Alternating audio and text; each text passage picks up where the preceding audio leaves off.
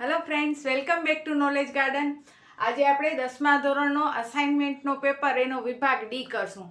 વિભાગ ડી છે એની અંદર તમને 8 પ્રશ્નો આપેલા હશે ને એમાંથી તમારે માત્ર 5 પ્રશ્નો કરવાના હશે. જો વિદ્યાર્થી મિત્રો, અહીંયા કને 2 તમને આંકડાશાસ્ત્રના દાખલા હશે ને 2 સંભાવનાના દાખલા હશે, તો 4 દાખલા તો તમારા એમને એમ જ થઈ જાય છે. અને એક જો પ્રમેય કરી નાખો તો થઈ ગયા 5, બરોબર. પણ ક્યારેક એવું થાય કે ભાઈ આંકડાશાસ્ત્રની ખોટી આવૃત્તિવાળો હતો, ન આવડ્યો અથવા અઘરો હતો, ન થયો, તો એના સિવાય કયા ચેપ્ટર હશે? તો 6થા ચેપ્ટરનો એક દાખલો પણ હશે વિભાગ ડી ની અંદર, પછી 5મા ચેપ્ટરનો એક દાખલો હશે અને 3જા ચેપ્ટરનો પણ દાખલો હશે, બરોબર. તો આવી રીતે તમારો આખો વિભાગ ડી હશે. તો હું તો કહું છું, તમે ખાલી આંકડાશાસ્ત્ર, સંભાવનાને પ્રમેય કરો છો તો આરામથી તમારા 20 માર્ક્સ મળી શકે છે વિભાગ ડી ની અંદર. પણ છતાં પણ તમારે એક ચેપ્ટર એક્સ્ટ્રા કરવો જોઈએ કે કદાચ કોઈ દાખલો અઘરો આવ્યો કે તે સમયે કદાચ તમારો જવાબ ના આવ્યો તો એના સિવાયનો દાખલો તમને આવડવો જોઈએ. પણ જે નબળા વિદ્યાર્થીઓ છે એના માટે મારી ખાસ એક ટ્રીક છે, યાદ રાખજો કે તમે માત્ર આંકડાશાસ્ત્ર, સંભાવનાને પ્રમેય કરો છો તો પણ આરામથી પાસ થઈ શકો છો. મેં આ વિડીયોના ડિસ્ક્રિપ્શનમાં આંકડાશાસ્ત્રનો આખો પ્લેલિસ્ટ રાખેલો છે, સંભાવનાનો આખો પ્લેલિસ્ટ રાખેલો છે. તો એના બધા જ દાખલાઓ જુઓ, કારણ કે એની અંદર પણ અસાઇનમેન્ટના મોસ્ટ આઈએમપી જે જૂની અસાઇનમેન્ટમાં પૂછાયેલા છે, બોર્ડમાં પૂછાયેલા છે, એવા બધા જ દાખલાઓ એની અંદર મેં કરાવેલા છે. તો એ બધા ખાસ જુઓ. નબળા વિદ્યાર્થીઓએ તો આ 2 ચેપ્ટર ઉપર બહુ જ ધ્યાન આપવું જોઈએ, એટલે એ લોકોએ તો આ ખાસ જોવો જોઈએ. તો હવે વધુ સમય ન બગાડતા બધે વિદ્યાર્થીઓ માટે હું તો ઈચ્છું છું કે તમે પૂરાથી પૂરા માર્ક્સ લો, વધુથી વધુ માર્ક્સ લો, અને પહેલી પરીક્ષામાં જે સૌથી વધુ સ્કોર કરે એ જરૂરથી મને કોમેન્ટ કરે, એટલે હું મારા વિડીયોમાં એનું નામ સાથે ડિક્લેર કરીશ કે એને કેટલા ટકા આવ્યા, બરોબર. તો હવે આપણે શરૂ કરીએ વિભાગ ડી. વિભાગ ડી ની અંદર સૌથી પહેલા તમને પ્રમેય છે. પ્રમેય મેં આગલા વિડીયોમાં તમને અલગથી આખો એનો વિડીયો બનાવેલો જ છે પ્રમેયનો, એ જોશો. અને છતાંય જો એમાં ન સમજાતું હોય તો હજી એકવાર શોર્ટકટથી હું વિડીયોના અંતે પ્રમેયનો શોર્ટકટ પણ કહીશ ફોર્મ્યુલા, તો વિડીયોને અંત સુધી જોજો. અત્યારે આપણે દાખલાથી શરૂઆત કરીએ છીએ અને લાસ્ટમાં આપણે પ્રમેય પણ જોઈ લેશું. તો હવે જોઈએ આપણે દાખલો. તો દાખલાની અંદર અહીંયા પ્રમેય પછી 6થા ચેપ્ટરનો જ દાખલો કહે છે, અને 6થા ચેપ્ટરના દાખલાની રકમ જે છે એ કંઈક આ રીતની છે.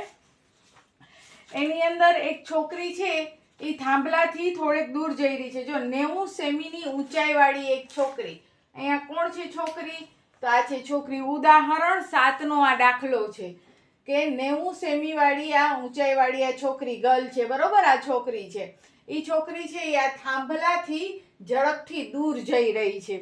90 સેમી ઊંચાઈવાળી એક છોકરી વીજળીના થાંભલાના તળિયેથી 1.2 મીટરના સેકન્ડની ઝડપથી દૂર જઈ રહી છે, અને જમીનના સમતલથી 3.6 મીટર ઊંચો થાંભલો હોય તો 4 સેકન્ડ પછી એને કેટલી પડછાયાની લંબાઈ 4 સેકન્ડ પછી એના પડછાયાની લંબાઈ શોધો. તો સૌથી પહેલા તો આપણે આ દાખલામાં શું કરવાનું કે આપણને શું શું આપ્યું છે એ લખી નાખો, તો તમને દાખલો વધારે ક્લિયર થશે.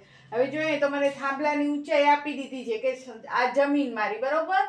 આ જમીન ઉપર આ થાંભલો છે, 3.6 મીટર છે. તો થાંભલાનું નામ મેં આપેલું છે એબી, એટલે એબી 3.6 મીટર. પછી આ સીડી 90 સેમીની છોકરી છે. સીડી એટલે કોણ છે? 90 સેમીની છોકરી. પણ જો અહીંયા મીટરમાં આપ્યું છે ને તો આ સેન્ટીમીટર છે, તો આપણે એને મીટરમાં ફેરવવાનો. મીટરમાં ફેરવવા શું કરવાનું? 100 સેન્ટીમીટર એટલે 1 મીટર. તો 90 સેન્ટીમીટર એટલે કેટલા? એટલે 90 એકા 90 છેદમાં 100. 0 0 ઉડી ગયો. 9 એકા 9 છેદમાં 10 એટલે 0.9 મીટર. બધું કા મીટરમાં ફેરવો ને કા બધું સેમીમાં રાખો. એવી રીતે જ હંમેશા દાખલો કરવાનો. હલો, આ એબી નું લખાઈ ગયું, સીડી નું લખાઈ ગયું, બરોબર. હવે પડછાયો. તો આપણે જો શું કહે છે કે છોકરી છે એ થાંભલાથી દૂર જઈ રહી છે. હવે 4 સેકન્ડ હાલ્યા પછી, એટલે કે આ બી થી ડી કેટલા સેકન્ડ હાલી? 4 સેકન્ડ હાલી, બરોબર. આ 45 નથી, શું છે? 4 સેકન્ડ. આપણે વ્યવસ્થિત લખી નાખીએ. બી થી ડી એટલે કેટલા સેકન્ડ હાલી? બી થી ડી બરાબર 4 સેકન્ડ એને ચાલી છે, એટલે કે અહીંયા બી થી ડી સેકન્ડમાં સમય દેખાડ્યો છે 4 સેકન્ડ. કે બી થી ડી સુધી 4 સેકન્ડ હાલી. 4 સેકન્ડ હાલ્યા પછી એનો પડછાયો કેટલો હશે? તો જો લાઈટ અહીંયા બરે છે, છોકરી અહીંયા છે, તો સ્વાભાવિક છે કે આ જેનો પડછાયો હોય, બરોબર. આ છોકરી છે તો એનો પડછાયો કયો હોય? ડીઈ હોય. એટલે કે ડીઈ શું છે? પડછાયો છે, જે આપણે શોધવાનો છે. ડીઈ આપણે શોધવાનો છે. હવે અહીંયા કને આપણે જોવાનું કે ભાઈ છોકરીની આપણે ઝડપ આપી દીધી હતી, તો એના ઉપરથી આપણે 4 સેકન્ડ, તો બીડી તો અંતર છે, અંતરમાં આપણે સમય લખી શકીએ નહીં, બરોબર. તો આ બીડીનો અંતર કેમ ગોતવો આપણે? તો હવે આપણે અહીંયા શું કરશું કે આપણને કીધું છે કે બી થી ડી 4 સેકન્ડ આલે છે, તો આપણને રકમમાં જ કીધું છે કે છોકરી છે 1.2 મીટર પર સેકન્ડની ઝડપથી થાંભલાથી દૂર જઈ રહી છે. જો રકમ તમને મેં પહેલા જ કીધું, ઉદાહરણ 7 છે, ચોપડી ખોલી રાખો તો તમને વધારે ખ્યાલ આવશે કે છોકરી છે 1.2 મીટર સેકન્ડ, એટલે કે 1 સેકન્ડમાં 1.2 મીટર અંતર કાપે છે. આનો અર્થ શું થાય? 1 સેકન્ડમાં 1.2 મીટર અંતર કાપે છે. જો છોકરી 1 સેકન્ડમાં 1.2 મીટર અંતર કાપે તો અહીંયા બી થી ડી કેટલા સેકન્ડ આલી? 4 સેકન્ડ આલી, તો એને અંતર કેટલું કાપ્યું હશે? તો બીડી નું અંતર મળી જાય. એટલે કે જો 1 સેકન્ડમાં 1.2 મીટર અંતર કાપે તો આ બી થી ડી 4 સેકન્ડ આલી, તો એને 4 સેકન્ડમાં કેટલું અંતર કાપ્યું હશે?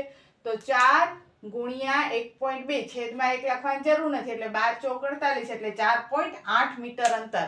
એટલે 4 સેકન્ડમાં એને બી થી ડી નું કેટલું અંતર કાપ્યું? 4.8. આપણે શોધવાનો છે ડી પડછાયો, એટલે એના માટે મેં ધારી લીધો x, બરોબર. હવે દાખલો કેવી રીતે કરવો? તો અહીંયા બે ત્રિકોણની સંગતતાથી આપણે દાખલો કરી શકીએ, પણ બે ત્રિકોણ સંગત ક્યારે હોય? તો આપણી 9મા ધોરણની શરત છે ખૂખુ બાખુબા બાબાબા, એવી કોઈ શરત લાગુ પડવી જોઈએ. તો અહીંયા જુઓ બે ત્રિકોણ મને દેખાય છે. એક ત્રિકોણ છે ABE, આખો મોટો આ ત્રિકોણ, બરોબર, અને બીજો ત્રિકોણ છે CDE, આ બીજો ત્રિકોણ, આ નાનકડો ત્રિકોણ. એક આખો મોટો ત્રિકોણ અને એક આ બે નાનો ત્રિકોણ. હવે જોઈએ કે બે ત્રિકોણ જે છે ABE અને CDE, એમાં કઈ સંગતતાનો મેળ થાય છે? તો જુઓ અહીંયા કને જોઈએ તો આ ખૂણો B, હવે થાંભલો જમીન ઉપર શિરોલંબ ઊભો હોય એટલે 90 ડિગ્રી હોય, છોકરી પણ સીધી જ ઊભી હોય, બરોબર, એટલે એ પણ કેવી હોય? 90 ડિગ્રી હોય. એટલે ખૂણો B અને ખૂણો D બંને ત્રિકોણના કેવા છે? સરખા છે. ત્રિકોણ ABE એમાં ખૂણો B અને ત્રિકોણ CDE એમાં ખૂણો D, એ બંને ખૂણા કેવા છે? કાટખૂણા છે. પછી જોશો તો ત્રિકોણ ABE માં એ ખૂણો E આવે છે અને CDE માં એ ખૂણો E આવે છે. તો આ ઈ ખૂણો જે ABE મોટા ત્રિકોણમાં એ છે ને નાના ત્રિકોણમાં એ છે, તો એના માપ તો બંને બાજુ કેવા હોય? સરખા જ હોય. સામાન્ય ખૂણો થઈ ગયો, એટલે આ એ ખૂણો આ એ ખૂણો, એટલે ખૂખુ શરત પ્રમાણે આ બે ત્રિકોણ કેવા થઈ ગયા? સંગત થઈ ગયા, બરોબર. હવે સંગત ને સમરૂપ થઈ ગયા, તો હવે આપણે જોઈએ કે ભાઈ આનો માપ તો આપણે 4.8 હમણાં જ શોધી લીધો, આનો માપ ખબર નથી, તો એના માટે આપણે x ધારી લઈએ. હવે જ્યારે ત્રિકોણ સંગત હોય ને ત્યારે આપણે એની બાજુઓ કેવી હોય? સમરૂપ ત્રિકોણની બાજુઓ સમપ્રમાણમાં હોય છે, બરોબર. એટલે કે આપણે જોઈએ તો બાજુઓ જે છે એ સમપ્રમાણમાં છે. તો હવે આપણે કઈ કઈ બાજુ લઈ શકીએ? તો પહેલા મારે વિચારવાનું કે જો હું AB લઉં તો છેદમાં શું આવે? CD આવે. તો મારા આગળ બંનેના માપ છે, જુઓ આકૃતિમાં AB નો માપ છે, બરોબર, CD નો માપ પણ છે. હાલો આ બે માપ છે, તો પહેલા હું એ બે લખીશ. આ પહેલા લખો કે પાછળ લખો એનાથી કઈ ફરક નથી પડતો. આ બે માપ છે એટલે મેં એ બે માપ લખી લીધા. હવે કયો માપ શોધવાનો છે ઈ જોવાનો. તો મને કયો માપ શોધવાનો છે? DE શોધવાનો છે. તો જુઓ DE, તો DE આ છે, બરોબર, આ D અને આ E. તો DE સાથે શું આવે? હંમેશા B, છેલ્લા બે સાથે છેલ્લા બે આવે. જેમ પેલા બે સાથે આપણે પેલા બે લીધા એવી રીતે છેલ્લા બે સાથે છેલ્લા બે. DE શોધવું છે તો એની સાથે શું આવે? BE. પણ જે ત્રિકોણ પેલા લખેલો છે એનું નામ પેલા લખવાનું, એટલે આ BE અને DE ક્યાં આવશે? છેદમાં. એટલે આ મારું સૂત્ર બનાવવાનું થઈ ગયું. કયા બે માપ તમને આપ્યા છે પેલા ઈ લખી નાખવાના, બરોબર. હવે ABE સંગતતા એ કેવી રીતે લખવાની તમારે? તો સંગતતા એ આકૃતિમાં જુઓ તો હું તમને શીખવાડું. ABE એલ આકાર, CDE પણ એલ આકાર. હવે AB અને CD પેલા બે ના માપ આપ્યા હતા એટલે એ લખી નાખ્યો. પછી મને DE શોધવો છે, છેલ્લા બે, તો એની સાથે શું આવે? છેલ્લો બે BE, એટલે BE છેદમાં DE અને AB છેદમાં CD, અથવા પેલા આ લોકો AB છેદમાં CD બરાબર BE છેદમાં DE, તો પણ તમારો દાખલો સાચો થાય. હવે બધાના માપ લખી નાખો. BE, તો હવે BE કેટલા થશે? તો જુઓ આ B થી E, તો 4.8 વત્તા x, કારણ કે BE એટલે BD વત્તા DE થયો, એટલે 4.8 વત્તા x, એટલે BE બરાબર 4.8 વત્તા x. જુઓ આ BE 4.8 પ્લસ x. પછી DE નો માપ કેટલો છે? x. AB કેટલા આપ્યા છે? 3.6. CD કેટલા આપ્યા છે? 0.9. બંને બાજુથી પોઈન્ટ પછી અહીંયા એક આંકડો છે, અહીંયા પોઈન્ટ પછી એક આંકડો છે, તો પોઈન્ટ નીકળી ગયા ને 9 ચોક 36, એટલે અહીંયા આવી ગયા 4. 4 ગુણ્યા x, 4x, આ એમને એમ રહ્યા. હવે આ પ્લસ એક્સ અહીંયા આવે તો માઇનસ એક્સ, 4x માંથી 1x જાય તો કેટલા રહે? 3x. 3 ગુણાકારમાં અહીંયા આવે તો ભાગાકારમાં 16 તેરી 48 એટલે x બરાબર 1.6, કારણ કે અહીંયા પોઈન્ટ પછી એક આંકડો છે x. x એટલે તો d, d એટલે તો પડછાયો, તો પડછાયો મળી ગયો 1.6.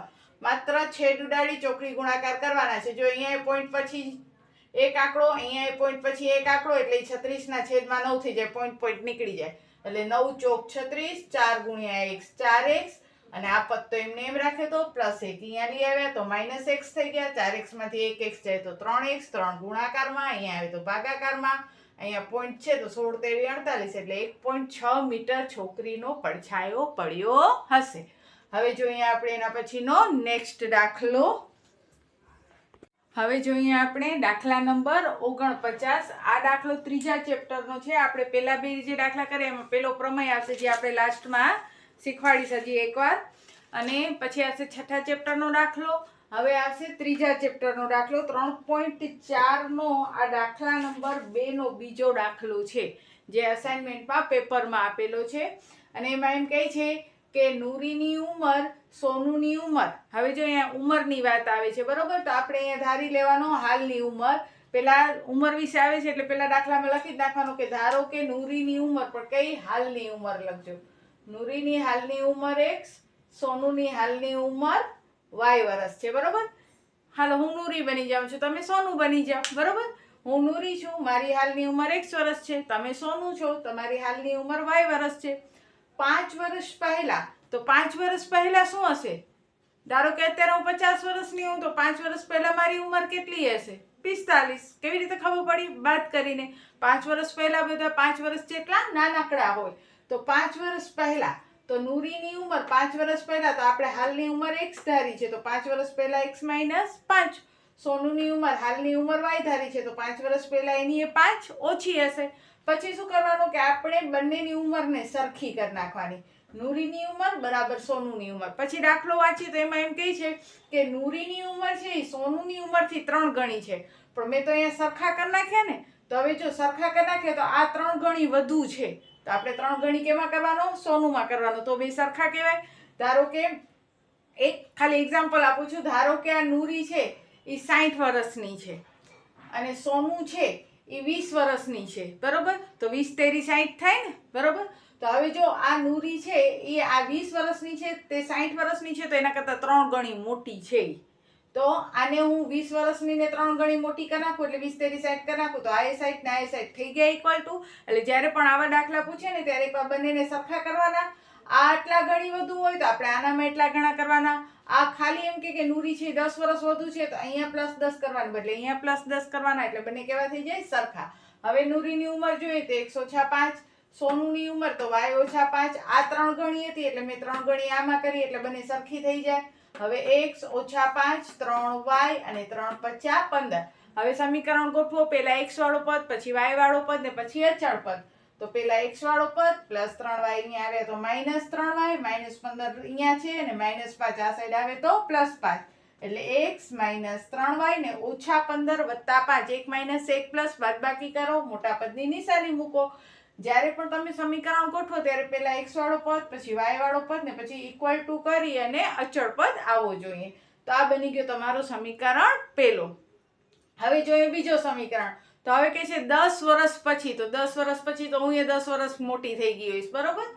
તો 10 વર્ષ પછી નૂરીની ઉંમર, તો હાલની ઉંમર x વર્ષ છે, તો 10 વર્ષ પછી કેટલી થઈ જાય? x વત્તા 10, 10 વધી જશે. સોનુની ઉંમર y વર્ષ, તો 10 વર્ષ પછી y વત્તા 10, એની પણ 10 વધી જશે. હવે 10 વર્ષ પછી આ બંનેની ઉંમરથી વળી બંનેની ઉંમરને મેં કેવી કરી નાખી? સરખી કરી નાખી. હવે દાખલામાં વાંચીએ છીએ તો કહે છે કે નૂરી એનાથી ડબલ છે, તો ડબલ મારે કેમાં કરવાના? સોનુમાં કરવાના. હવે x વત્તા 10, 2 ગુણ્યા y 2y, 10 દુ 20. વળી ગોઠવો. પહેલા x વાળો પદ પછી y વાળો પદ બરાબર આ સાઈડથી આ બાજુ લઈ આવો તો પ્લસ છે તો માઇનસ, પ્લસ 10 ને ઓલી સાઈડ લઈ જાઓ એટલે માઇનસ 10, એટલે x ઓછા 2y ને 20 માંથી 10 ગયા તો 10. આ સમીકરણ 2.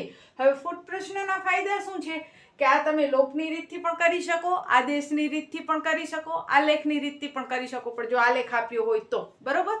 તો અહીંયા કને તમને છૂટ છે કારણ કે ફૂટ પ્રશ્નમાં તમને જો લખીને કીધું હોય કે ફરજિયાત આ જ રીતથી કરો તો જ તમને કમ્પલસરી રીત કરવી પડે. કાંઈ ના લખ્યું હોય કે કઈ રીતે કરો તો તમારે લોપની રીત ફૂટ પ્રશ્નમાં સહેલી પડતી હોય છે.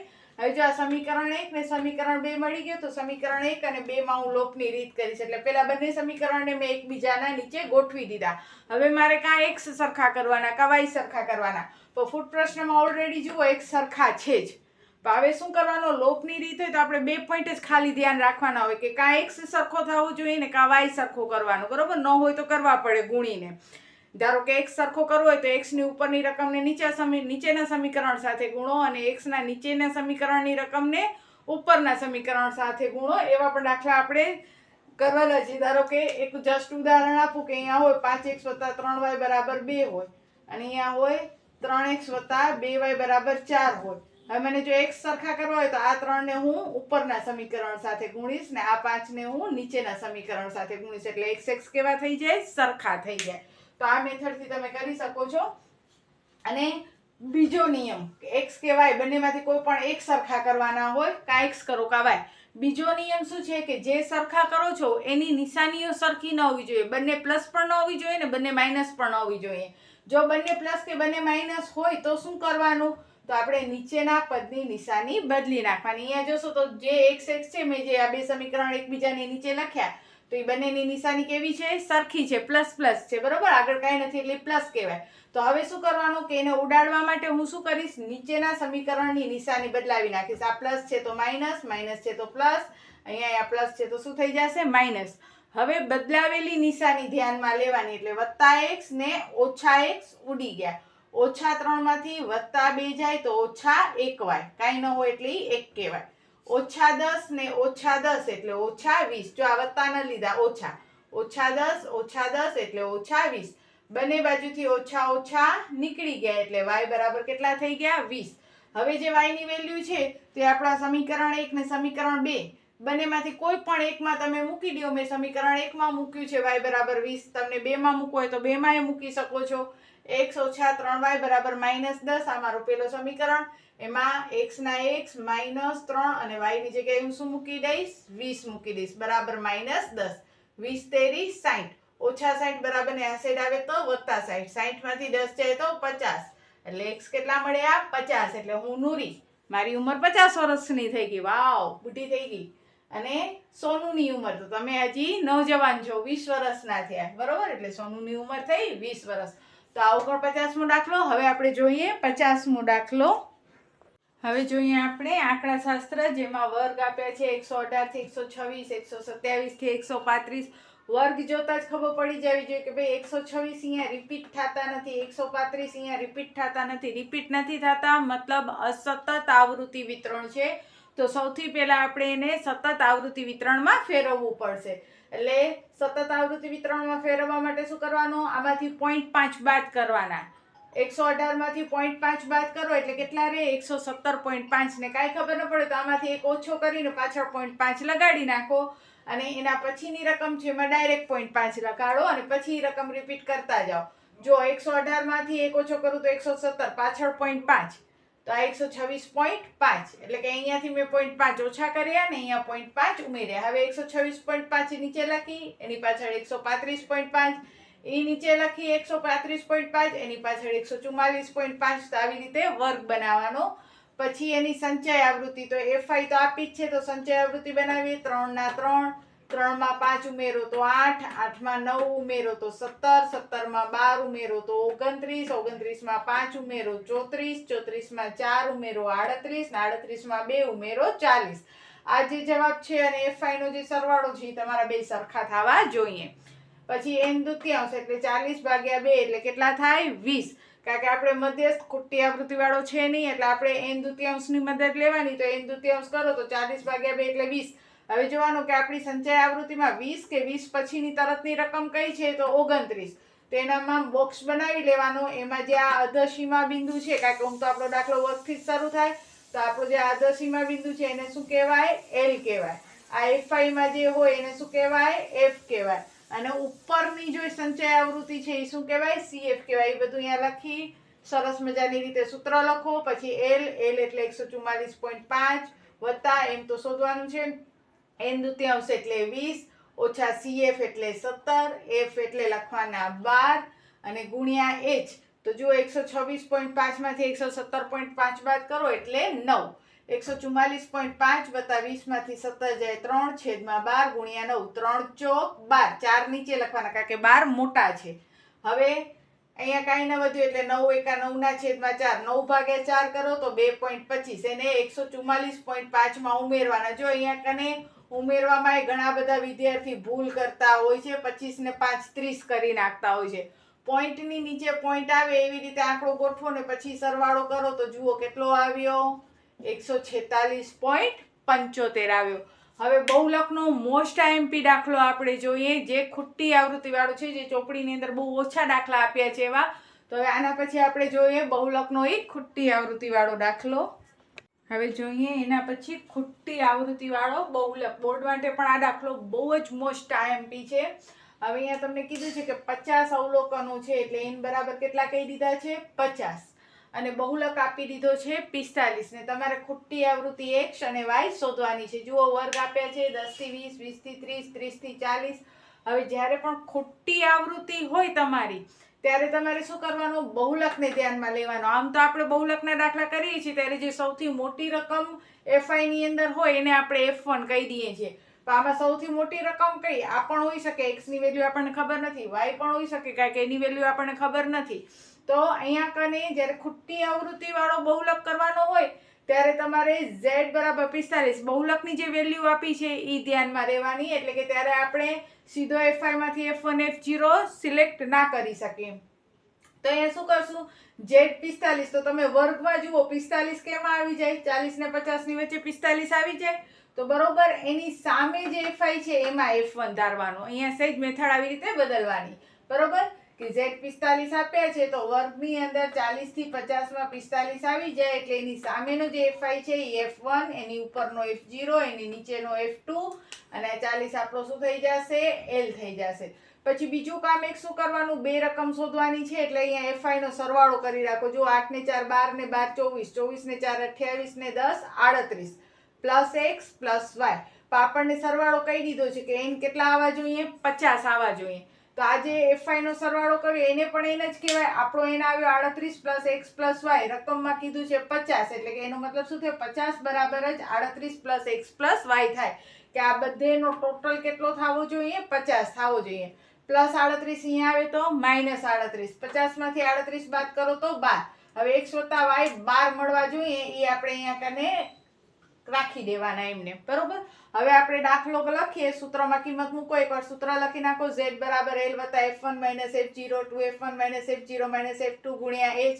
z એટલે કેટલા મળ્યા આપણને તો z ખબર છે 45, l કેટલા છે 40, f1 કેટલા છે 12, f0 x 2, f1 એટલે 12, f0 એટલે x ને f2 એટલે 10 અને વર્ગ ઊંચાઈ કેટલી છે 10 10 10 પ્લસ 40 આ સાઈડ આવે તો શું થઈ જાય માઇનસ 40 એટલે અહીંયા રહી ગયા 12 માઇનસ x 12 દુ 24 માઇનસ x માઇનસ 10 ગુણ્યા 10.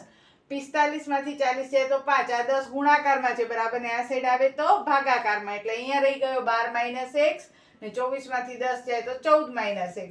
5 દુ 10 એટલે 1 દુત્યાંશ 12 માઇનસ x 14 માઇનસ x. હવે આપણે એનો ચોકડી ગુણાકાર કરવાનો. તો જો 14 એકા 14, x એકા x એટલે 14 માઇનસ x એકા 14 માઇનસ x, 12 દુ 24 માઇનસ 2 ગુણ્યા x એટલે 2x. x વાળા ભેગા કરો તો આ માઇનસ x, આ માઇનસ 2 અહીંયા આવે તો પ્લસ 2, આ 24, આ વત્તા 14 અહીંયા આવે તો ઓછા 14. 2x માંથી x જાય તો x, 24 માંથી 14 જાય તો 10 એટલે x કેટલા મળી ગયા 10 મળી ગયા. હવે આપણે x વત્તા y બરાબર 12 માં x ની વેલ્યુ મૂકીએ એટલે x ની વેલ્યુ જો 10 મૂકી દે તો વત્તા 10 બરાબર ની ઓસાઈડ જાય તો ઓછા 10, 12 માંથી 10 જાય તો y કેટલા મળ્યા 2 મળ્યા. તો આવી રીતે આપણો આ બહુલકનો દાખલો પૂરો. હવે બે સંભાવનાના દાખલા અને પછી આપણે પ્રમેયની એક શોર્ટકટ મેથડ જોઈએ. આખો પ્રમેય છે એના માટે મેં અલગથી વિડીયો મોકલેલો છે. તો હવે જોઈએ બે સંભાવનાના દાખલા. હવે જોઈએ આપણે 49 અને 50મો દાખલો. એક બોક્સની અંદર 1 થી 90 સુધીની લખેલી તકતી લીધેલી છે એટલે કુલ તકતી કેટલી થઈ 90. પછી આપણને પહેલી સંભાવના કહે છે કે 2 અંકની સંખ્યા મળે. આપણે તકતી કાઢીએ ને એમાં 2 અંકની સંખ્યા મળે. તો આપણી કુલ તકતી કેટલી છે 90. એમાંથી એક અંકની સંખ્યા બાદ કરી નાખો. એક અંકની સંખ્યા એટલે 1 2 3 4 5 6 7 8 ને 9. બરોબર, 9 છે એક અંકની સંખ્યા છે, તો એ 9 બાદ કરી નાખો. 10 તો 2 અંકની થઈ જાય. તો બેકી સંખ્યા 90 કુલ તકતી હતી, એમાંથી એક અંકની બાદ કરી નાખો 9, તો બાકી બધી 2 અંકની હોય એટલે કે 81. 90 માંથી 9 બાદ કરો તો P of A બરાબર ઘટના A ની સંખ્યા છેદમાં કુલ એટલે 81 ના છેદમાં 90 છે. ઉડાડો તો 9 9 81 ને 9 દાન 90. 9 9 81, 9 દાન 90, 9 9 ઉડી ગયા એટલે 9 ના છેદમાં 10. પછી કહે છે પૂર્ણ વર્ગ. પૂર્ણ વર્ગ કે તો બધાના વર્ગ બોલતા હોય. 1 નો વર્ગ 1, 2 નો વર્ગ 4, 3 નો વર્ગ 9, 4 નો વર્ગ 16, 5 નો વર્ગ 25, 6 નો વર્ગ 36, 7 નો વર્ગ 49, 8 નો વર્ગ 64, 9 નો વર્ગ 81, 10 નો વર્ગ 100. 100 તો વધી જાય છે 90 થી. તો 9 સંખ્યા જ આવશે. જો 3 3 6 7 8 ને 9. બરોબર, એટલે ઘટના B ની સંખ્યા છેદમાં કુલ એટલે 9 ના છેદમાં 90. 9 દાન 90 એટલે 1 ના છેદમાં 10. પછી ત્રીજી ઘટના કઈ છે ઘટના C. 5 વડે વિભાજ્ય. 5 વડે વિભાજ્ય તો 5 નો પાડો લખો. 5 એકા 5, 5 દુ 10, 5 તેરી 15, 5 ચોક 20, 25 25, 5 છત્રી, 5 સત્તા 35, 5 અઠા 40, 5 નવા 45, 5 દાન 50. અહીંયા 5 નો પાડો પૂરો નથી થતો, હજી આગળ કરવાનો. 11 50 55, 90 થી નાની રકમ આવી જોઈએ અથવા 90 આવવું જોઈએ. 11 50 55, 12 50, 13 50, 14 50, 15 50, 16 50, 18 50, 90. એટલે કુલ એવી રકમ કેટલી આવશે 18 આવશે. બરોબર, એટલે કે 18 ના છેદમાં 90, તો 18 50 90 એટલે 1 ના છેદમાં 5. પછી ડી ઘટના ચોથી, અને એમાં કઈ છે પૂર્ણ ઘન. પૂર્ણ ઘન એટલે બધેનો ઘન કરો. 1 નો ઘન 1, 1 એકા 1 એકા 1, 2 નો ઘન તો 2 દુ 4 દુ 8, 3 નો ઘન 3 તેરી 9 તેરી 27, 4 નો ઘન 4 ચોક 16 ચોક 64, 5 નો ઘન 25 25 25 50 125 વધી જશે 90 થી. તો એવી કેટલી સંખ્યા મળી 4. તો ઘટના D ની સંખ્યા P of D બરાબર ઘટના D ની સંખ્યા છેદમાં કુલ એટલે 4 ના છેદમાં 90, 2 દુ 4 ને 45 દુ 90 એટલે જવાબ આવશે 2 ના છેદમાં 45. ત્યાર પછી જોઈએ તો બે પાસા છે. હવે પાસાનો રંગ ખપેઈ હોય, રાખોડી હોય, લાલ હોય, લીલો હોય, ભૂરો હોય, આપણે એનાથી મતલબ નથી. હવે બે પાસા છે ને બંને પાસાને ઉછાળવામાં આવે અને સરવાળાની વાત થાય છે તો કુલ ઘટના એકવાર લખવાની. બે પાસા હોય ત્યારે હંમેશા આ જ રીતે કુલ ઘટના લખવાની. 1 1 1 2 1 3 1 4 1 5 1 6 2 1 2 3 2 4 2 5 2 6 3 1 3 2 3 3 3 4 3 5 3 6 એવી રીતે 6 સુધી લખવાનું, કારણ કે પાસા ઉપર 6 સંખ્યા હોય. એટલે કુલ કેટલી થઈ 36 થઈ. હવે પહેલી ઘટના એમ કે છે કે સરવાળો 8 થાય. તો જો અહીંયા કને સરવાળો 7 થયો, અહીંયાથી 8 થાય છે. 6 ને 2 8, 5 ને 3 8, 4 ને 4 8, 5 ને 3 8 ને 6 ને 2 8, 1 2 3 4 ને 5. તો સરવાળો 8 થાય એવી સંખ્યા કેટલી છે 5. તો 5 ના છેદમાં કુલ કેટલા 36. પછી ઘટના બી કે છે સરવાળો 13 થાય. તો વધુમાં વધુ સરવાળો અહીંયા જુઓ કેટલો થાય 12 થાય. 13 તો થાય જ નહીં, એટલે કે તેવી સંખ્યા 0. 0 ના છેદમાં 36 એટલે 0. પછીની ઘટના છે એ સરસ રીતે પૂછી છે 3 અને 4 નો ગુણિત, એટલે કે જે 3 નો પણ ગુણિત હોય ને 4 નો પણ ગુણિત હોય. તો મેં અહીંયા લખે 3 એકા 3, 3 દુ 6, 3 તેરી 9, 3 ચોક 12. બરોબર, 3 50 15, 3 6 18 પણ લખી શકીએ છીએ. અહીંયા 4 લખ્યો, 4 એકા 4, 4 દુ 8, 4 તેરી 12, 4 ચોક 16, 4 50 20. આવી રીતે લંબાવી શકીએ છીએ. આપણે આને પણ લંબાવીએ છીએ. પણ બંનેની અંદર સરખો આંકડો કે જે બંનેનો ગુણિત હોય એવો આંકડો કયો આવ્યો 12 આવ્યો. એટલે કે ઘટના C ની સંખ્યા છેદમાં કુલ તો એવી એક જ સંખ્યા મળી એટલે 1 ના છેદમાં 36. અને આના પછી હજી એક ઘટના તમને પૂછેલી છે કે 12 કે 12 થી ઓછી સંખ્યા. તો જો આ 12 અને આ બધી 12 થી ઓછી સંખ્યા. તો આપણે ઘટના D શું લખવાનો? તો આપણે ઘટના D લખશું 12 કે 12 થી ઓછી સંખ્યા, ઓછો સરવાળો હોય તેવી સંખ્યા. તો બધી સંખ્યા આવે એટલે કે 36 એ 36 સંખ્યા આવે એટલે P of D. પછી લખવાનું ઘટના D ની સંખ્યા છેદમાં કુલ. ઘટના D ની સંખ્યા 36 છેદમાં કુલ પણ 36 એટલે જવાબ આવે 1. તો આ આપણા થયા 54 દાખલા. હવે પ્રમેયને એકદમ શોર્ટકટમાં સમજાવું છું ટૂંકી રીતથી, એટલે તમારો આખો વિભાગ D પણ થાય કમ્પ્લીટ. હવે જોઈએ આપણે પ્રમેય. હવે જો પ્રમેયમાં આવી રીતે આકૃતિ આપી દીધી હશે ત્રિકોણ ABC. આ આકૃતિ ખાસ યાદ રાખવાની. એના આધારે પક્ષ લખવાનું કે ત્રિકોણ ABC માં DE સમાંતર BC છે. D એ B ઉપર આવેલો છે ને E છે એ AC ઉપર આવેલો છે. એટલે આ તમારો થઈ ગયો પક્ષ. પછી સાધ્યમાં આપણે બે કપાતા રેખાખંડ એટલે AD છેદમાં DB બરાબર AE છેદમાં EC સાબિત કરવાનો છે. હવે સાબિતીની શરૂઆત તમારે બે ચોકડીથી કરવાની. કઈ બે ચોકડીથી કરવાની? તો જો પેલા લખવાનો BE અને DC જોડો. તો આ BE અને DC જોડો. બરોબર, આ પેલી ચોકડી થઈ ગઈ. હવે બીજી ચોકડી લખો DM અને EN. પણ એ ચોકડી જે છે એ લંબ છે એટલે આપણે લખવાનું કે આ DM છે એ AC ઉપર શું છે? લંબ છે. અને બીજી ચોકડી તરીકે EN. તો EN છે એ કેના ઉપર લંબ થશે? AB ઉપર લંબ થશે. એટલે કે બે ચોકડી થઈ ગઈ. BE અને DC જોડો, DM લંબ AC અને EN લંબ AB. એટલે આ બે ચોકડીની વાત થઈ ગઈ. પછી સીધો ક્ષેત્રફળ લખો. તો ત્રિકોણના ક્ષેત્રફળનું સૂત્ર એકવાર લખવાનું. ત્રિકોણના ક્ષેત્રફળનું સૂત્ર શું થાય? 1/2 પાયો ગુણ્યા વેધ. હવે આમાં આપણે સૌથી પહેલો ત્રિકોણ લેવાનો ઉપરનો ADE. તો ત્રિકોણ ADE નું ક્ષેત્રફળ બરાબર 1/2. હવે તમારે ડાબી બાજુ જ જોવાનું. તો જો ત્રિકોણ ADE એનું ક્ષેત્રફળ જોવો હોય તો પેલા 1/2 પાયો. તો પાયો કયો લેવાનો? AD. આપણે આ ત્રિકોણની વાત કરીએ છીએ એટલે આ ત્રિકોણની ડાબી બાજુ જુઓ તો પાયો AD. અને વેધ કયો લેવાનો? EN. પાયા અને વેધ વચ્ચે T આકાર થવો જોઈએ. બરોબર, 1/2 આ AD પાયો અને EN વેધ થયો T આકાર. ઉપરનો ADE ત્રિકોણ. હવે બરોબર એની નીચેનો ત્રિકોણ લ્યો. તો બરોબર એની નીચેનો ત્રિકોણ કયો છે? DBE. DBE લખો કે EDB લખો, કાંઈ પણ લખો હાલે. તો જો DBE આ બરોબર એની નીચેનો ત્રિકોણ. બરોબર, EDB માં એ સૂત્ર ઈ જ 1/2. હવે એનો પાયો. તો પાયો કયો આવશે? DB આવશે. પાયો DB 1/2 પછી આ પાયો. હવે જોશો અહીંયા વેધ નથી તો DB ને આગળ લંબાવો ને તો વેધ EN આવી જાય. એટલે કે વેધ આવશે EN.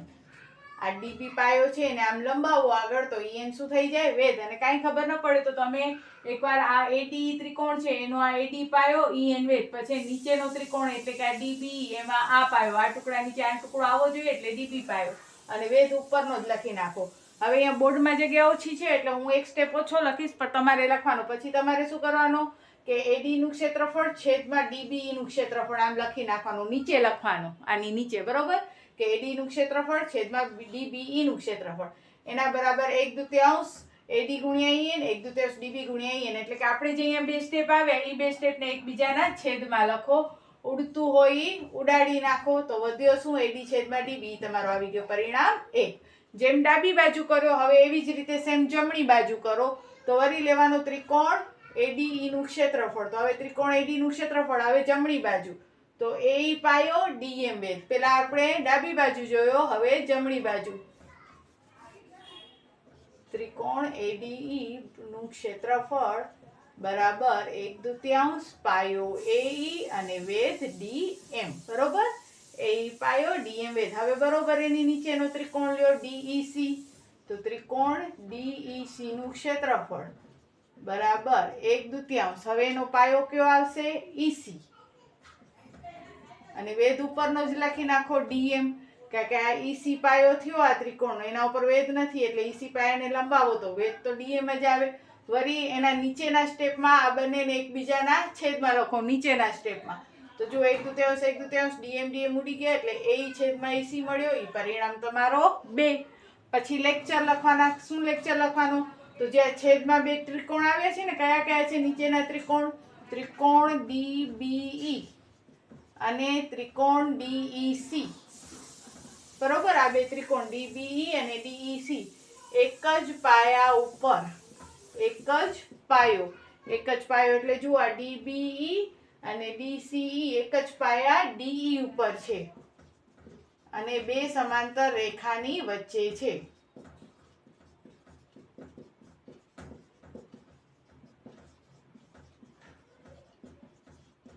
માટે ઈ બંનેના ક્ષેત્રફળ પણ કેવા થાય? સરખા થાય. આગળ ત્રિકોણની નિશાની ના દોરું તો એ ક્ષેત્રફળ વંચાય. તો એ બંનેના ક્ષેત્રફળ પણ કેવા થયા? સરખા. એને આપી દો પરિણામ 3. પછી લખવાનું પરિણામ 1, 2 અને 3 ઉપરથી AD છેદમાં DB બરાબર AE છેદમાં EC. થઈ ગયો ને શોર્ટકટ? તો વિદ્યાર્થી મિત્રો અહીંયા આપણો અસાઇનમેન્ટનો આખો પેપર પૂરો થઈ ગયો છે. વિભાગ A, B, C, D બધે. બરોબર, અને એનો આખો મેં પ્લેલિસ્ટ જ બનાવી નાખેલો છે કે અસાઇનમેન્ટનો પેપર સોલ્યુશન તમે જુઓ તો A, B, C, D બધા લાઇનસર તમને મળશે. તો જો તમને આ વિડીયો ગમ્યો હોય તો એક સરસ મજાની કોમેન્ટ્સ મને મોકલજો, કારણ કે તમારી કોમેન્ટ્સ છે એ મારો ઉત્સાહ વધારશે કે મારે હજી કેવી રીતે તમને સમજાવો. તો દરેક વિદ્યાર્થી સરસ મજાનું મને કોમેન્ટ્સ લખીને દે, પોતાના મિત્રોને વધુને વધુ આ વિડીયો શેર કરે, જેથી કરીને ઘણા બધા વિદ્યાર્થીઓને આ નિઃશુલ્ક શિક્ષણનો લાભ મળે અને બધા વિદ્યાર્થીઓ ખૂબ જ આગળ વધે. તો બસ આજના વિડીયોમાં આટલું જ.